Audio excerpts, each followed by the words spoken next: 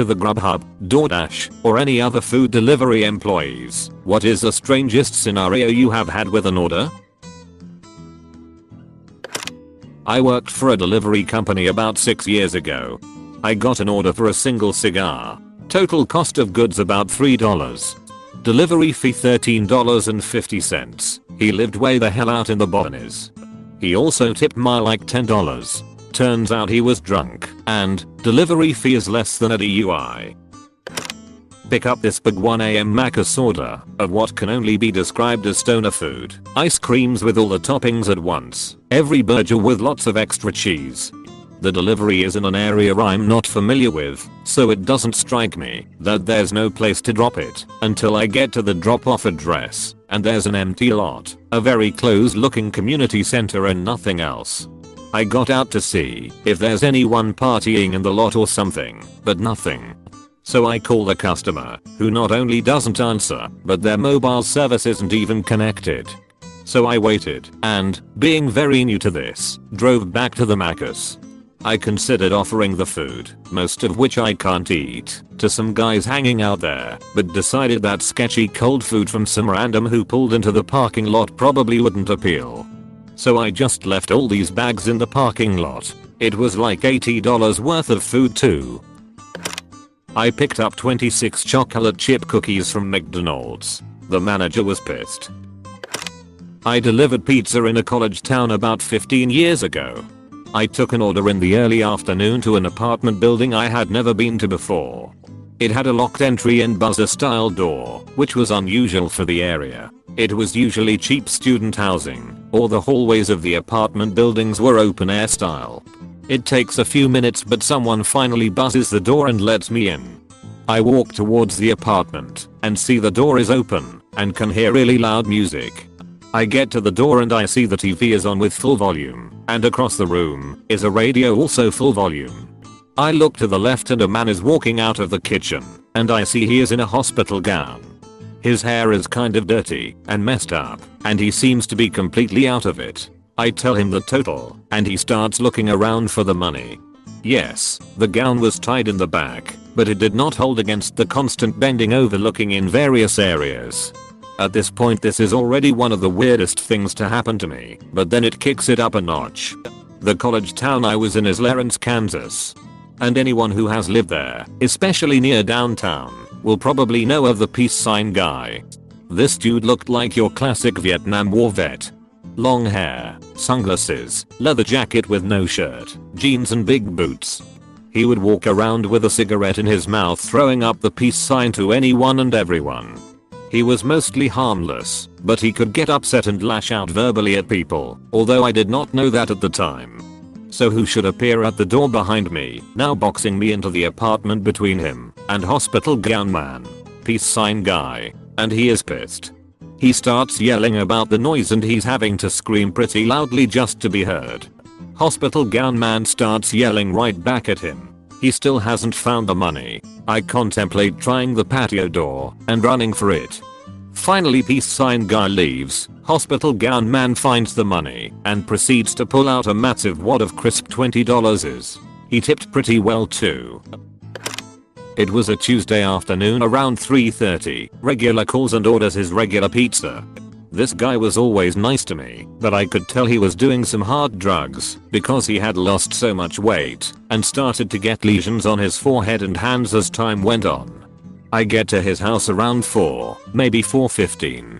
Deliver the pizza, and I'm walking back to my car when I feel an iron grip on my shoulder and someone shouts, "You gotta get out t'other way." I turn and there's 4 or 5 county sheriff's deputies in full tactical gear. There was probably 15 to 20 police officers in total. They lead me behind one of their cars and tell me not to move, then bust this guy's door down and go in shouting drug task force and all that. I had to stay there for about an hour and had my car searched and everything. All that they found was a travel mug my mom gave me a while before I thought I had lost. Never took another delivery to that guy. I wonder about him sometimes. I never found out the actual reason behind the raid, but I have my suspicions. I drive for Uber Eats, and one time someone ordered Freshie Eye, a healthy food/vegan place, and I saw that the order was 8 small bags of chips. Not even anything off their menu, just 8 bags of chips. Then while I was on my way to deliver it, they messaged me twice in the app. The first time they said, please, and the second message was, be careful. To this day I have no idea what was going on, or why they didn't go buy chips from the convenience store near their house. My boyfriend and I used to do grocery delivery. One time I had a woman order 33 oranges. Another time, he had someone order 24 jars of vanilla frosting. The store didn't even have enough vanilla frosting in stock to complete the order. Then 1 week later, we saw that the same man placed another order for 20 more jars of vanilla frosting. I got sent to KFC to pick up a DoorDash order and the restaurant just wasn't open. No lights, no cars, nothing. I had to call the poor soul who ordered it and tell him that he wasn't getting any KFC tonight. Former delivery driver for a Chinese food restaurant. Our restaurant delivered beer, not sure if that was even legal but. And there was one lady who would frequently order 2 egg rolls and 2 6-packs of way overpriced Corona. This relatively small lady however, had loss of mobility in her legs for whatever reason and I guess it was most efficient for her to drag herself around her apartment as she usually answered the door from her floor and sometimes retreated to the kitchen to get money for payment using this method. After a while, it became clear that she had a problem and felt morally wrong for me to continue delivering her vice straight to her front door, but she tipped well, and my bosses were not turning down her business until one day she made her usual order, and as I arrived, she didn't have the funds for her order. As I was already uncomfortable completing these deliveries for her, I told her I couldn't provide her order without payment and she dragged herself limp legs behind her down the breezeway of her apartment complex, crying and begging me for the booze. Still haunts me sometimes. The delivery instructions were to beat on the door like you're the cops and then roar like a T-Rex to scare my kids. I did this, but a small extremely confused lady answered the door. Apparently the husband had written those instructions for a prior delivery and had not realized delivery instructions copy over to the next delivery if not deleted. My wife and I have done Uber Eats, DoorDash, and Instacart for about 2 years now.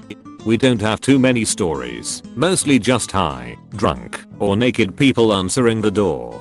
My wife is in a few Facebook groups though, and we just heard about a woman who was delivering some food into a private gated home. The gate had to be manually opened by the home owner, and he let her in no problem, but then after she delivered the food, he wouldn't let her leave. It took calling the police, them arriving, and filing a report for her to be able to leave and learn that this was the 3rd time he's done this. Uber, though, won't ban him from their service. This is one of my favorite random interactions from my time as a delivery driver for a Japanese restaurant. I was sent to this house with an order of a steak hibachi and a couple of sushi rolls that added up to something like $19.60. I like to call before I got to a place, just to give people a bit of a heads up, so by the time I got to the door it was already open.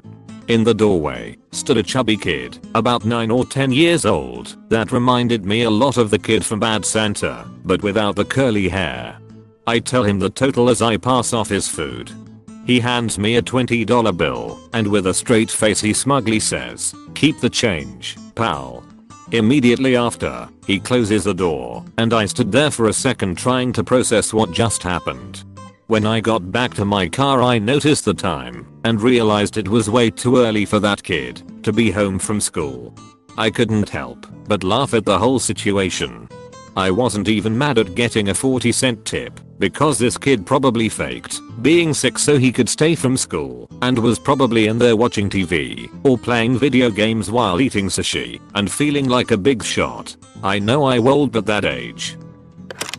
Many years ago I was a driver for Pizza Hut.